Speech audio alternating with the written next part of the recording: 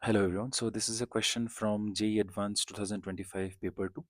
At 300 Kelvin, an ideal dilute solution of a macromolecule exerts osmotic pressure that is expressed in terms of the height of the solution, okay? And the density of the solution is 1 gram per centimeter cube and the height is 2 centimeter.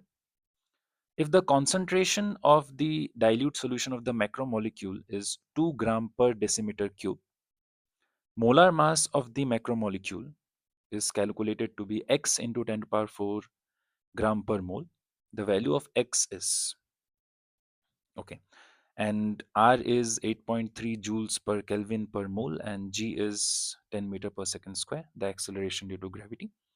Chapters involved is solutions. Okay, so due to osmosis, there is net flow of solvent from solvent to the solution side through the semi-permeable membrane.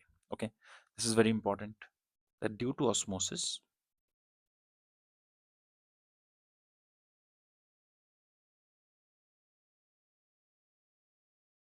there is net flow of solvent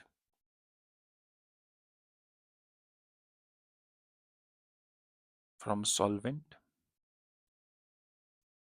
to the solution through SPM. Okay, but this flow of solvent does not continue indefinitely, or we can say that it stops after some time. Yes, it's true that there is net flow of solvent from solvent to the solution side, but this stops after some time. Okay, for example, let's consider an inverted Thistle funnel. Okay, so inverted Thistle funnel. So that guy looks something like this. You might have seen it in your practicals. Okay, this is the inverted Thistle funnel, and at the mouth of which is tied a SPM. So here we have a semi-permeable membrane, which allows only the solvent molecules to pass through. Okay, let's say the Thistle funnel is filled with the ideal dilute solution of the macromolecule. Remember, that was the solution that we have, an ideal dilute solution of a macromolecule. So therefore, let's say that this Thistle funnel is filled with the ideal dilute solution of a macromolecule, and let's represent it like this. Okay, and then this guy is lowered into distilled water contained in a beaker. Okay, so if I represent that using a diagram, so let's say this is my beaker and this is my Thistle funnel with SPM, and this is the distilled water, and this obviously contains the macromolecule solution. Okay, so this is my macromolecule solution, this is my distilled water, and this is obviously at the initial state. By initial state I mean we have just dipped it in the distilled water, we had just dipped this guy in the distilled water. Okay, so it is observed that level of solution in the Thistle funnel starts rising, that is the solution here starts rising. Okay, and after some time it keeps on rising, it becomes a constant. Let's say the solution level reaches here, it becomes a constant. Okay, and this rise is due to the net flow of solvent into the solution through the SPM, right? So the solvent flows from the solvent side to the solution through the SPM. This is what is known as osmosis, right? So finally I can represent this using a diagram. So this will be my beaker and this will be my Thistle funnel. Again, this is the SPM, and this time, the level of solution will be higher inside the Thistle funnel, and this is the same distilled water, right? So let's say the height difference in the solution, that is, this is the final height and this is the initial height. Let's say this is H. Okay,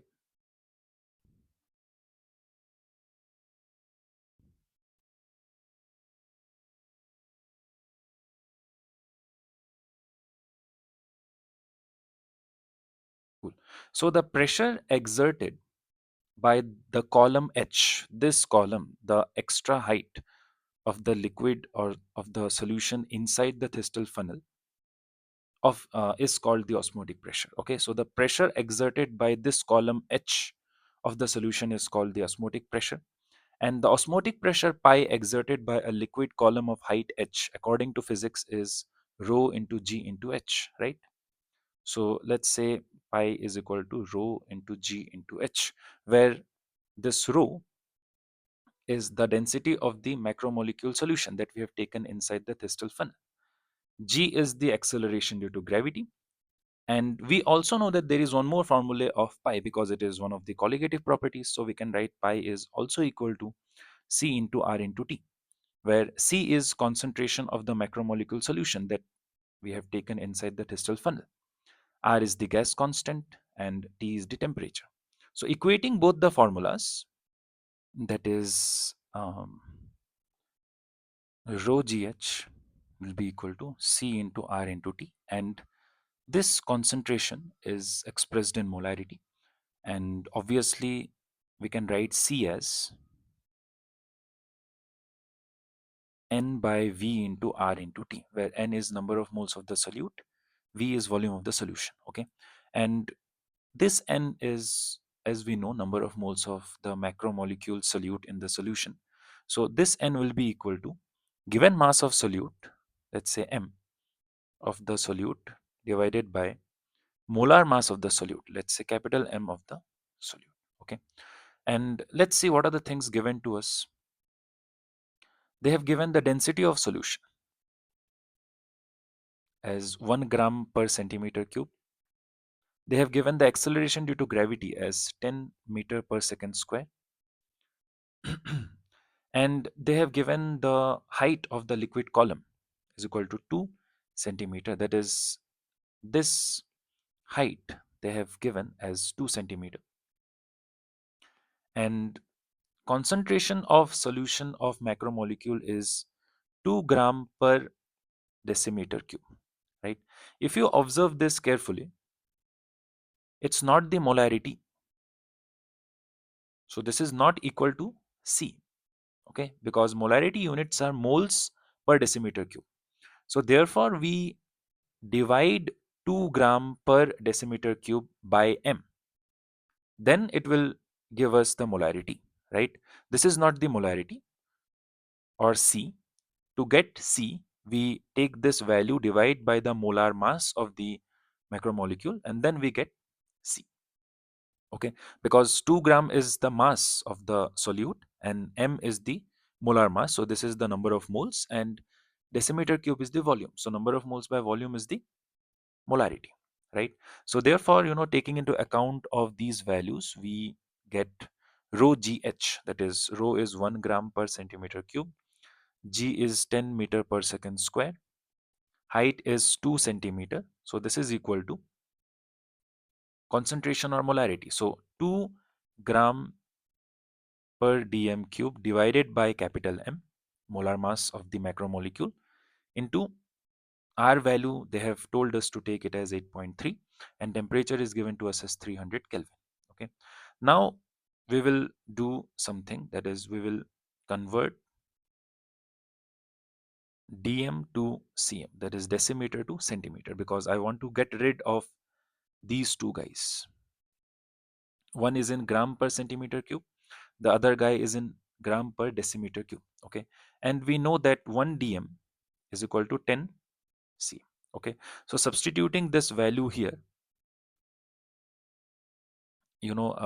this whole thing becomes 1 gram per centimeter cube into 10 meter per second square into 2 centimeter is equal to 2 by m into gram per centimeter cube, and instead of dm I write 10 centimeters. So therefore I will have 1000 in the denominator.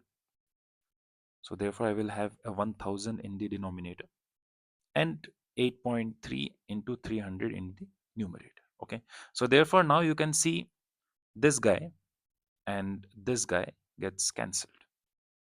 Okay, the next thing that we will do is we will convert this centimeter to meter. Okay, so it will become 10 meter per second square into 2 into 10 power minus 2 meter is equal to 2 by m into 8.3 into 300 divided by 1000. Okay, so now if you see here in this equation, everything is in SI unit. Okay, so this 0 gone, this 0 gone.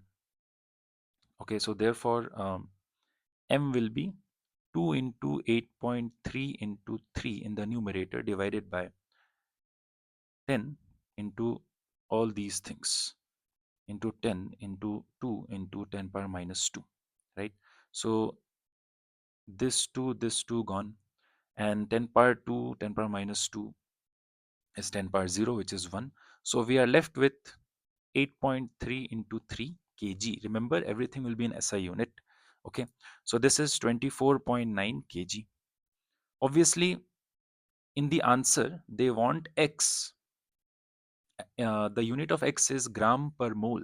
So therefore, I can write the molar mass will be 24.9 into 1000 gram, which is 24,900 grams. Okay, and they actually don't want m directly. They want m in the form of x into 10 to the power 4 grams per mole. So to get this, what I do is I multiply and divide by 10 power 4. Okay, so because originally the molar mass is this, so I multiply and divide, so it's not going to change anything, gram per mole. And by taking only this, so this will become our x, so which is 2.49 into 10 power 4 grams per mole. So this value is 2.49 into 10 power 4 grams per mole. Therefore, this is our x. So x is 2.49. Okay, 2.49.